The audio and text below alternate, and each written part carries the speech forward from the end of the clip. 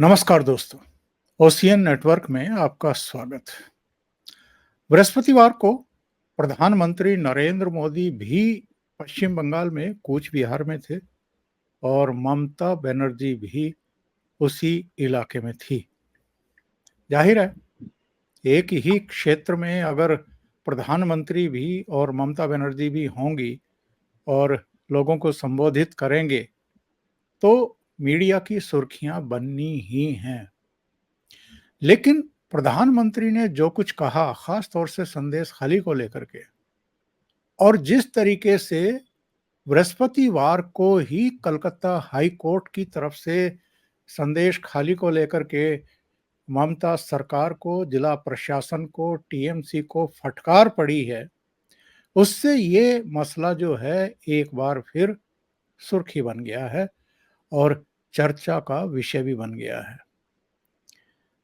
पश्चिम बंगाल पर तो चर्चा करेंगे ही। अभी प्रशांत किशोर ने भी कुछ कहा था कि टीएमसी को नुकसान हो सकता है और भारतीय जनता पार्टी अपना बेस्ट परफॉर्मेंस करने के लिए जा रही है लोकसभा चुनाव में, तो उस पर भी चर्चा करेंगे। और अभी हाल में जेडी यानी जयपुर डायलॉग पर एक मैं चर्चा देख रहा था जिसमें ये दावा किया गया कि भारतीय जनता पार्टी के पक्ष में जो वहां इस समय चल रहा है, इसमें 30 से 32 सीटें भी लोकसभा की अगर वो जीत जाए तो किसी को आश्चर्य नहीं होना चाहिए।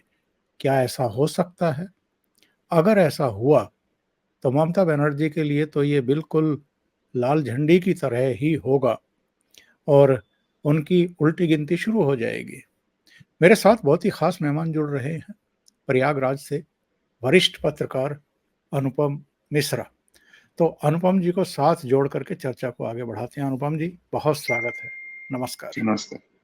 देखिए, प्रधानमंत्री नरेंद्र मोदी ने आज ये कहा है कि संदेश खली के जो गुनहगार हैं उनको हम जेल भिजवा करके ही दम लेंगे। और उधर हाईकोर्ट की एक बड़ी कड़ी टिप्पणी आई है संदेश खाली पर। उसमें उसने कहा है कि संदेश खाली में जो हुआ उसके लिए 100% टीएमसी जिम्मेदार है और फटकार लगाई गई है। शाहजहां शेख के वकील को भी फटकारा गया है और जो इस पूरे मामले की पैरवी कर रही हैं टिबरेवाल, उन्होंने जो आंकड़े पेश किए हैं, जो हलफनामे पेश किए हैं हाई कोर्ट में, वो तो बेहद चौंकाने वाले हैं अनुपम जी। उन्होंने यहाँ तक कहा है कि ज़्यादातर महिलाएं जो पीड़ित हैं वो अनपढ़ हैं, ईमेल तो भूल जाइए, खत भी नहीं लिख सकती हैं। हमारे पास 500 से ज़्यादा महिलाओं ने सेक्सुअल असाल्ट की शिकायतें की हैं। हमारे पास एफिडेविट हैं जिनमें कहा गया है कि केवल एक शाहजहां गिरफ्तार हुआ है, उसके 1000 गुरके जो हैं वो गांव में घूम रहे हैं और शाहजहां के खिलाफ बयानबाजी ना करने के लिए धमका रहे हैं। ये लोग कह रहे हैं अगर महिलाओं ने बयान दिया तो उनके पति और बच्चों का सिर काट करके फुटबॉल की तरह खेलेंगे। तो ये जो पूरा प्रकरण है, ये क्या शो करता है और क्या इस लोकसभा चुनाव में ये एक बहुत बड़ा मुद्दा बनने जा रहा है? सर, पहले मैं थोड़ा सा टॉपिक से हटके बाहर की बात करता हूँ। मुझे ये बात बड़ी अजीब लगती है कि संदेश खाली में ज्यादातर महिलाएं, तकरीबन सारी महिलाएं जिनके साथ ऐसा उत्पीड़न हुआ, दलित हैं। लेकिन आप पूरे देश में किसी को दलितों की, इन महिलाओं पे मुंह खोलते नहीं देखेंगे। बल्कि अब तो ये इस तरह की बातें हो रही कि उनका रंग इतना साफ कैसे हो, दलित कैसे हो सकती है, इस तरह की, मतलब एक, मैं क्या बोलूं। अच्छा, और वो तमाम दलितों के जो चौधरी, जो कि भाजपा शासित राज्यों में दलित बच्चे को खरोच आ गई या पानी नहीं मिला या लाइन में पीछे खड़ा हो गया, इसकी बातें करते रहते हैं। इतने बड़े अत्याचार पे चुप है साहब। इसीलिए मेरा ये सामाजिक न्याय वाय के जो लोग फंडे देते हैं, इन सब में मेरा भरोसा उठ गया साहब। सब फर्जी है और ये सब एकदम सिर्फ और सिर्फ राजनीति, इसके अलावा कुछ नहीं है। पहली बात तो ये, मैं सबको लपेट रहा हूँ, किसी को एक्सेप्शन नहीं छोड़ रहा, चाहे वो कांग्रेस हो, चाहे रीजनल पार्टी हो, चाहे वहां पे खुद ममता हो, जिनको उत्तर प्रदेश में दलित बच्चों के साथ क्या हो रहा है उसकी खबर, उनकी नाक के नीचे क्या हो रहा है इनको बिल्कुल अंदाजा नहीं है। दूसरी बात आ जाते हैं हाई कोर्ट पे, पॉइंट वाइज। हाई कोर्ट की 3 अलग अलग बेंचें इस मामले को सुन चुके हैं पहले दिन से। 3 या 4 बेंच, हर बेंच इस कंक्लूजन पे, इस निष्कर्ष पे पहुंची है कि बहुत गलत हो रहा है, नंबर 1। नंबर 2, राज्य की एजेंसियां कुछ नहीं कर रही, पुलिस कुछ नहीं कर रही, सरकार कुछ नहीं कर रही, नंबर 2। नंबर 3, तत्काल इसमें कुछ कार्रवाई की जाने की जरूरत है, वरना बहुत अन्याय होगा। है तो आप देखिए, हर बेंच ने, 3 बेंचों ने अलग अलग सुना, तीनों बेंच ने ममता सरकार को फटकार लगाई। एक आध जज इनके खिलाफ बोलता है, जैसे जज के पीछे लग जाते थे कि इसको कलकत्ता से हरा देंगे, कोलकाता से हटा देंगे, इस तरह बकवास शुरू हो जाती थी। है, कह देते कि जज ही मिला हुआ है। तो 3 अलग अलग बेंचों से सुनाई कि तीनों ने इनके खिलाफ ऑब्जर्वेशन किए, नंबर 2। नंबर 3, प्रधानमंत्री कह रहे हैं कि संदेश खाली के दोषियों को आ, अंजाम तक पहुंचाएंगे, तो वो ये कहने में इसलिए समर्थ है क्योंकि अब मामला ईडी और सीबीआई के पास पहुंच गया है। वरना अगर ये राज्य की पुलिस एजेंसी का, जो पुलिस जो है स्टेट सब्जेक्ट है, उसमें राज्य कुछ नहीं कर सकता जब तक आप सरकारी ना बर्खास्त कर दे। और जो ये तानाशाह मोदी हैं, इनसे तो आज तक एक सरकार नहीं बर्खास्त हुई। इंदिरा गांधी तो 100 करके बैठी थी, 80 करके बैठी थी। तो मतलब ये तानाशाह मोदी तो एक सरकार नहीं बर्खास्त कर पाए आज तक 10 साल में। ये मैं उनकी तारीफ नहीं कर रहा हूं, मैं शिकायत भी कर रहा हूं। भाई, एक सरकार बर्खास्तगी का एक प्रोविजन संविधान में दिया है, संविधान निर्माताओं ने दिया है, तो किसी कारण से दिया, उसको इस्तेमाल कीजिए, उसे इस्तेमाल कीजिए। अगर गलत हो रहा है, अगर आप, जो तटस्थ है समय लिखेगा उनका भी अपराध, आप तटस्थ नहीं रह सकते, आप अपनी सरकार बनने का इंतजार नहीं कर सकते। वहां अत्याचार हो रहा है, आपको उसमें दखल देना चाहिए। कितनी बार वहां ब्लडबाथ हो गया, नरसंहार हो गया। चौथी बात, प्रधानमंत्री के बयान का ममता बनर्जी ने आज बहुत खतरनाक बयान दिया, ओंकार जी, बहुत ही जी जी खतरनाक। जी। उन्होंने कहा है कि मैं बंगाल की महिलाओं से कहूंगी कि सीआरपीएफ के लोगों के खिलाफ एफआईआर लगाए, एफआईआर लिखवाएं, क्योंकि उनके साथ गलत कर रहे हैं। अब आप देखेंगे कि केंद्रीय एजेंसी के सीआरपीएफ के लोगों के खिलाफ फर्जी एफआईआर की बाढ़ आ जाएगी। आपको भूलना नहीं चाहिए कि इसी शाहजहां शेख को जब गिरफ्तार करने सीबीआई टीम, ईडी की टीम गई थी, तो उनको ऊपर लड़की छोड़ने के आरोप लगा दिए। उनके ऊपर ईडी, मतलब एससी एसटी तक के आरोप लग गए हैं। आप बताइए वहां पे हेमंत सोरेन क्या। तो अब आप, इन्होंने एक नया शगुफा छोड़ा है कि साथ सीआरपीएफ के लोग औरतों को परेशान करते हैं, और मैंने औरतों से अपील की कि वो आगे यहाँ सीआरपीएफ, अब आप देखेंगे इनका पूरा महिला विंग आके सीआरपीएफ के खिलाफ एफआईआर लिखाना शुरू कर देगा। पता चलेगा आपकी central reserve police force, BSF, army, सबके खिलाफ एफआईआर होनी शुरू हो जाएगी। ईडी सीबीआई के खिलाफ पहले हुई थी, सीबीआई की टीम को तो एक बार गिरफ्तार भी कर चुकी है। ओंकार जी, सारी राजनीति से हट के कह रहा हूं, देश के लिए अब ये गंभीर चुनौती और खतरा बन गई है ममता बनर्जी की नीति। ये तो वही ममता बनर्जी है ना, जिन्होंने एक बार ये भी शिगुफा छोड़ा था, बहुत बड़ा झूठ बोला था कि मिलिट्री जो है मेरी सत्ता को पलटना चाहती है, नहीं नहीं, मेरी मैं आपको सरकार। बताया एग्जैक्टली क्या था। उनका, भारत सरकार ने बंगाल पे हमला कर दिया। फौज जो है भाई, नॉर्थ वेस्ट बंगाल को क्रॉस के बगैर कैसे जाएगी चाइना बॉर्डर। तो उन्होंने कहा भारतीय फौज ने बंगाल पे हमला कर दिया, एज इफ जैसे कि बंगाल कोई और देश हो। क्या तमाशा है, क्या तमाशा है। शिव कुमार, डीके शिव कुमार के भाई कह रहे हैं United states of south India अलग कर दो, डीएमके वाले कह रहे हैं ईलम बना लो, पंजाब वाले कह रहे हैं पाकिस्तान खालिस्तान बना लो, ममता बनर्जी कह रही हैं हम देश ही अलग है। वो अकेले एक नरेंद्र मोदी किससे किससे कैसे। भाई मुझे और कुछ नहीं, नरेंद्र मोदी की एनर्जी पे, नरेंद्र मोदी के विश्वास पे बहुत आश्चर्य होता है। लेकिन फिर मैं ये भी सोचता हूँ कि जब इतनी बड़ी मात्रा में देश आपके साथ, इतनी बड़ी मात्रा में आपको लोग मोहब्बत करते हैं, आपके पीछे चलते हैं, और ओंकार चौधरी और अनुपम मिश्रा जैसे लोग जो ना मोदी जी को, उनको, जिनको वो जानते भी नहीं, हम बैठ के उनकी बातें कर रहे हैं, तो कहीं ना कहीं ये विश्वास, ये समर्थन ही नरेंद्र मोदी का हौसला है। क्या ममता बनर्जी को इस बात का एहसास हो चला है कि पैरों के नीचे से जमीन खिसक रही है, और उनके तमाम हथकंडे अपनाने के बावजूद, लोगों को दमित करने के बावजूद, पूरी मशीनरी जो है वो चुप्पी साध लेती है जब हिंसा होती है, खास तौर से बीजेपी समर्थकों या हिंदुओं के खिलाफ। इसके बावजूद लोग यूनाइट हो रहे हैं, और इस लोकसभा चुनाव में अगर हम प्रशांत किशोर की भी मान लें, तो भारतीय जनता पार्टी जो है वो बेस्ट परफॉर्मेंस करने जा रही है, और टीएमसी जो है वो 22 से और नीचे खिसकने वाली है। इस बात का एहसास हो गया है ममता बनर्जी को? देखिए, बयान से समझ में आ जाता है, झल्लाहट से समझ में आ जाता है। आपको दो लोग बहुत ज्यादा परेशान दिख रहे हैं इस समय, एक ममता और एक स्टालिन, स्टालिन का परिवार। जो आदमी जितना ज्यादा रिएक्ट कर रहा है, वो लोग जो अब तक चुपचाप बैठे थे वो दिन रात अगर गाली गलौज कर रहे हैं, तो आप समझ लीजिए। भाई, ममता के पड़ोस में पटनायक साहब है, उनको तो कोई दिक्कत नहीं है। आपने पटनायक साहब को कोई बयान देते देखा आज तक? क्योंकि उनकी सरकार को कोई चुनौती नहीं है, उन्हें कोई दिक्कत नहीं है, खामोश बैठे हैं। जिनको डर लगता है वो बोलते हैं, चिल्लाते हैं। ममता बनर्जी को लगातार खौफ है। अच्छा देखें, जिस तरह की राजनीति करके लोग सत्ता में आते हैं, इनका डरना जायज है भी। इनके इनके पैर के नीचे जो जमीन है वो बहुत ही ज्यादा, जिसे कहना चाहिए, एक बहुत कमजोर जमीन है, जो कभी भी आपके पैरों के नीचे से निकल सकती है। बदरुद्दीन अजमल आपके एकदम सर पे चढ़ा जा रहा है, उसको आप रोक नहीं पा रहे। वहां पे मुस्लिम वोटों के और ठेकेदार आ रहे हैं।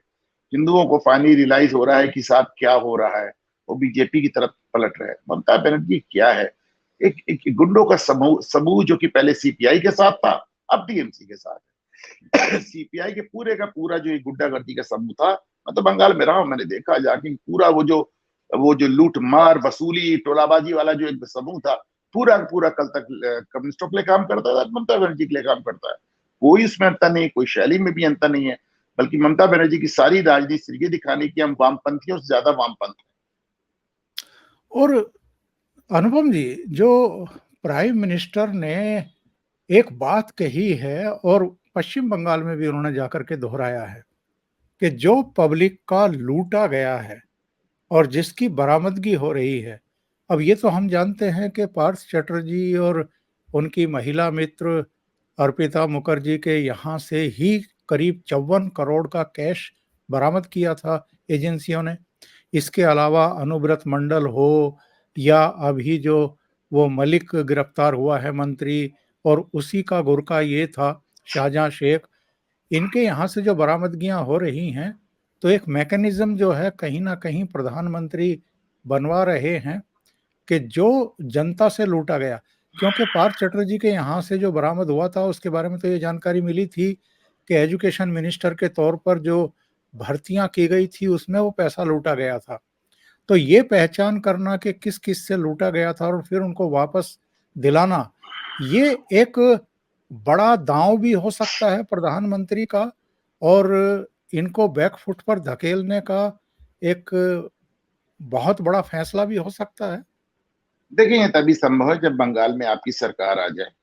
अभी वो सरकार, अभी विधानसभा चुनाव पहले, अभी राज्य का विधानसभा चुनाव पहले आने दे।